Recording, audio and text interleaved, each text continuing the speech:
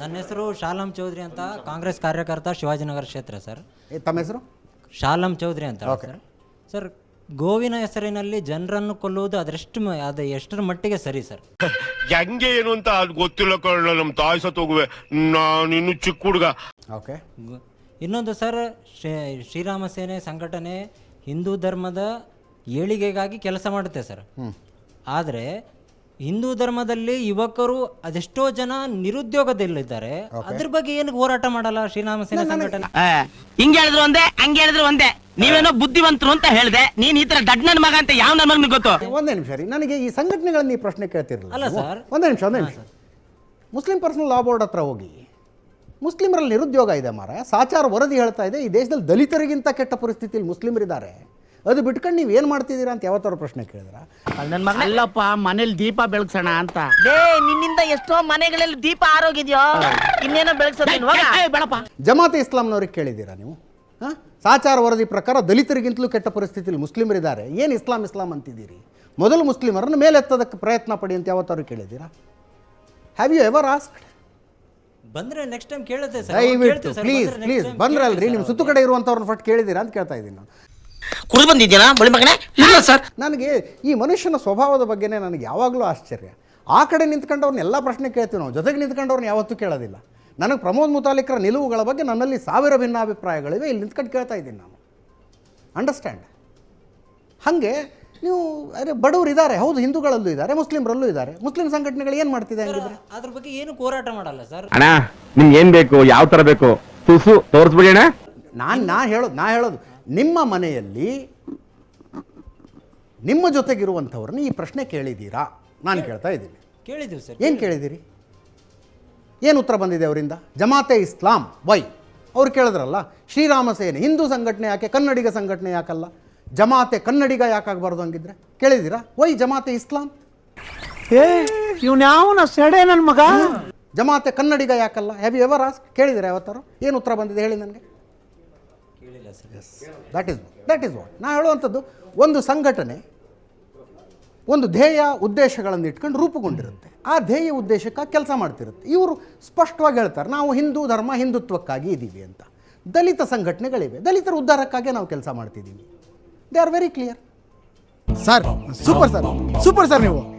ಹಾಗೆ ಒಂದು ನಿಮಿಷ ಸಫಾಯಿ ಕರ್ಮಚಾರಿಗಳಿಗೆ ಅಂತ ಒಂದು ಸಂಘ ಇರುತ್ತೆ. ನೀವು ಅದನ್ನು ಬಿಟ್ಟು ನೀವು ಸಫಾಯಿ ಕರ್ಮಚಾರಿಗಳು ಶ್ರೀರಾಮ ಮಂದಿರಕ್ಕೆ ಏನು ಕೊಡುಗೆ ಕೊಟ್ಟಿದ್ದೀರಿ ಅಂತ ಕೇಳಿದ್ರೆ ಸಂಘಟನೆ ಉದ್ದೇಶ ಅದಲ್ಲ. ಪ್ರತಿ ಸಂಘಟನೆಗೆ ಅದರದ್ದೇ ಆದ ಧ್ಯೇಯ ಉದ್ದೇಶಗಳು ಇರ್ತವೆ. ಆ ಉದ್ದೇಶಗಳಿಗಾಗಿ ಅವರು ಕೆಲಸ ಮಾಡ್ತಿರ್ತಾರೆ. ನೀವು ಅದನ್ನು ಯಾಕೆ ಮಾಡ್ತಿಲ್ಲ, ಇದನ್ನು ಯಾಕೆ?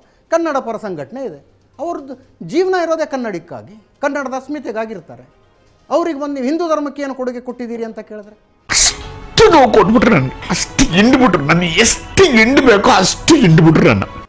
ಧ್ಯೇಯ ಉದ್ದೇಶ ಇರುತ್ತಲ್ಲ ಸಂಘಟನೆಗೆ, ಪ್ಲೀಸ್ ಅಂಡರ್ಸ್ಟ್ಯಾಂಡ್ ದ್ಯಾಟ್. ಸರ್, ಈಗ ಗೋವಿನ ಹೆಸರಿನಲ್ಲಿ ಹತ್ಯೆ ಮಾಡೋದು ಅದೆಷ್ಟರ ಮಟ್ಟಿಗೆ ಸರಿ ಸರ್? ಅದು ಬೇಕು ಸರ್. ಗೋವಿನ ಹೆಸರಿನಲ್ಲಿ ಹತ್ಯೆಗಳು ತಪ್ಪು. ಜನಕ್ಕಿಂತ ದನದ ಪ್ರಾಣನೇ ಜಾಸ್ತಿನಾ ಈ ದೇಶದಲ್ಲಿ? ಅನೇಕ ಸಲ ಪ್ರಶ್ನೆ. ಆ ರೀತಿಯ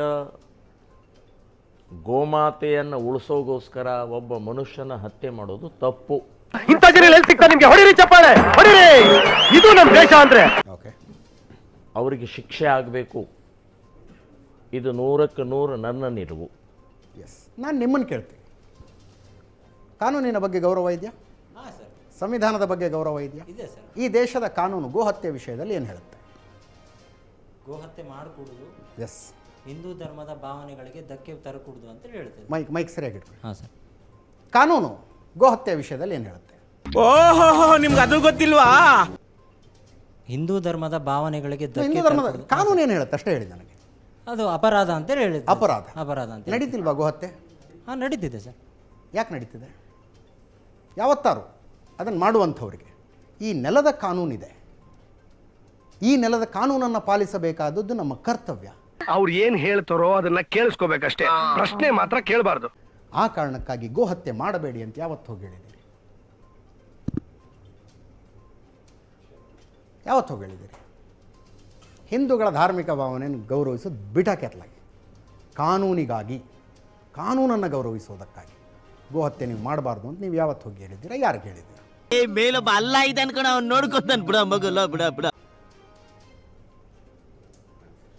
ಪ್ಲೀಸ್. ಸರ್ ನಾನು ಕಾನೂನು ಮಾಡಿದ್ರೆ ತಪ್ಪು ಅಂತ ಹೇಳ್ತೀನಿ ಸರ್. ಒಬ್ಬರ ಆಹಾರ ಪದ್ಧತಿನ ಕಿತ್ಕೊಳ್ಳೋದು ಒಂದು ನಿಮಿಷ.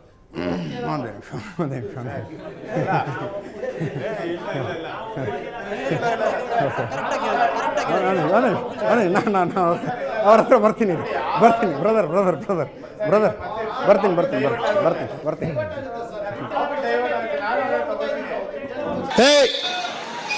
ಹಿಂದ್ಗಡೆ ಸೈಲೆಂಟ್ ಆಗಿರಪ್ಪ. ನನಗೆ ಸಿಟಿ ಒಳಗಡೆ ಸೀಟ್ ಬೆಲ್ಟ್ ಹಾಕ್ಕೊಳ್ಳೋ ಕಾನೂನಿನ ವಿರುದ್ಧ ಇದ್ದೀನಿ ರೀ ನಾನು. ಯಾಕೆ ಬೇಕು ಸಿಟಿ ಒಳಗೆ ಸೀಟ್ ಬೆಲ್ಟು? ಎಂಥ ಇರಿಟೇಷನ್ ಗೊತ್ತಾ ಅದು. I don't agri. ಮನೆಯಿಂದ ಹೊರಗಡೆ ಅರ್ಧ ಲೀಟ್ರ್ ಹಾಲು ತರಕ್ಕೆ ಹೆಲ್ಮೆಟ್ ಹಾಕೊಂಡು ಹೋಗ್ಬೇಕೇನ್ರಿ ಬೈಕಲ್ಲಿ ನಾನು? ಪೂರ್ವವಹಿಸಿದ್ದೆ ದುರಾಲೋಚನೆ. I don't agree. ಬಟ್ ಈ ನೆಲದ ಕಾನೂನು ಬ್ರದರ್, ಈ ನೆಲದ ಕಾನೂನೇ ಇಲ್ಲ. ಕಾನೂನು ತರೋದಕ್ಕೊಂದು ಪ್ರಕ್ರಿಯೆ ಇದೆ. ಇಲ್ಲಿ ಯಾವನೋ ಒಬ್ಬ ಕೂತ್ಕೊಂಡು ಬರೆದು ತನ್ನ ವಿಮ್ಸ್ ಆ್ಯಂಡ್ ಫ್ಯಾನ್ಸಿ ಕಾನೂನು ಮಾಡೋದಲ್ಲ. ಅಂಬೇಡ್ಕರ್ರು ಹಾಕಿಕೊಟ್ಟಿರುವ ಸಂವಿಧಾನದ ಅಡಿಯಲ್ಲಿ ಒಂದು ಕಾನೂನು ತರೋದಕ್ಕೊಂದು ಪ್ರಾಸೆಸ್ ಇದೆ.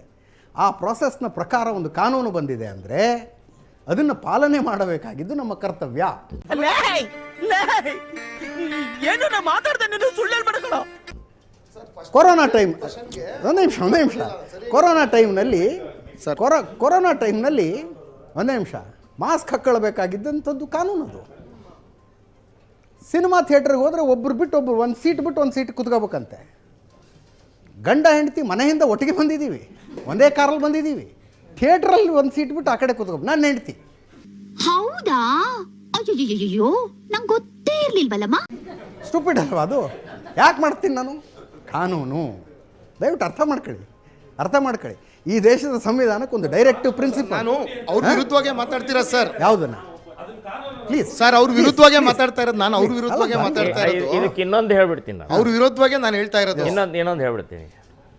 ಡಾಕ್ಟರ್ ಅಂಬೇಡ್ಕರ್ರು ಸಂವಿಧಾನದಲ್ಲಿ 48ನೇ ವಿಧಿಯಲ್ಲಿ ಭಾಳ ಕ್ಲಿಯರಾಗಿ ಬರೆದಿದ್ದಾರೆ, ಈ ದೇಶದ ಕೃಷಿಯಲ್ಲಿ ಭಾಗವಹಿಸುವಂಥ ಪಶುಗಳ ರಕ್ಷಣೆ ನಮ್ಮೆಲ್ಲರ ಹೊಣೆ, ಪ್ರತಿನಿಧಿಗಳ ಹೊಣೆ ಅಂತನ್ನುವಂಥದ್ದು 48ನೇ ಇದರಲ್ಲಿ ಸಂವಿಧಾನದಲ್ಲೇ ಬರೆದ್ಬಿಟ್ಟಿದ್ದಾರೆ.